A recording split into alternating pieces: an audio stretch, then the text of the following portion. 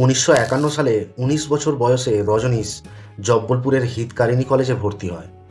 সে সময় সে অ্যাডিক্টেড হয়ে পড়ে কমিউনিস্ট আইডিওলজিতে।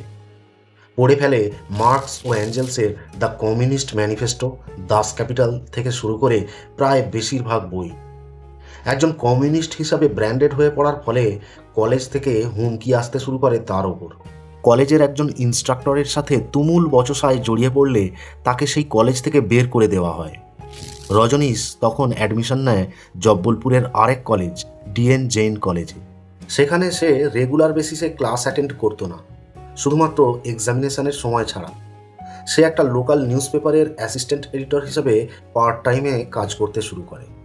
রজনীশের আঙ্কেল অমৃতলালের বক্তব্য অনুযায়ী সে সময় সে একটা ছোটোখাটো লাইব্রেরি বিল্ড করেছিল, যাতে কমিউনিজম লিটারেচারের ঠাসা বইপত্র ছিল।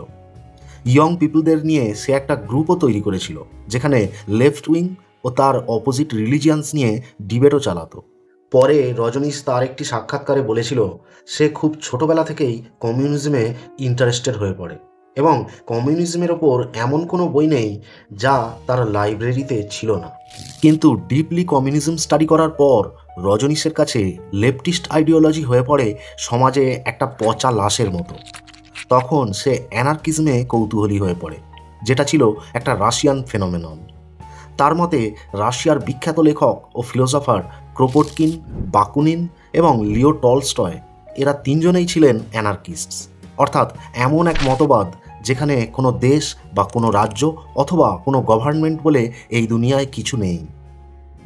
এরপর রজনীশ সোশ্যালিজমে আগ্রহী হয়ে পড়ে এবং দুটো ন্যাশনালিস্ট অর্গানাইজেশনসের সাথে যুক্ত হয়, দ্য ইন্ডিয়ান ন্যাশনাল আর্মি এবং রাষ্ট্রীয় স্বয়ংসেবক সংঘ।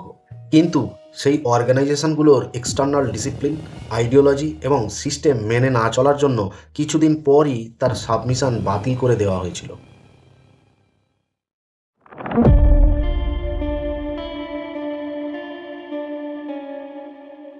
রজনীশ পরে তার আত্মকথায় বলেছিল 1953 সালে একদিন জব্বলপুরের ভাঁওয়ারতাল গার্ডেনে যখন সে একটা গাছের নিচে বসেছিল, তখন হঠাৎই একটা মিস্টিক্যাল অভিজ্ঞতা অর্জন করেছিল এবং তারপর থেকেই সে আধ্যাত্মিক পথ বেছে নেয়।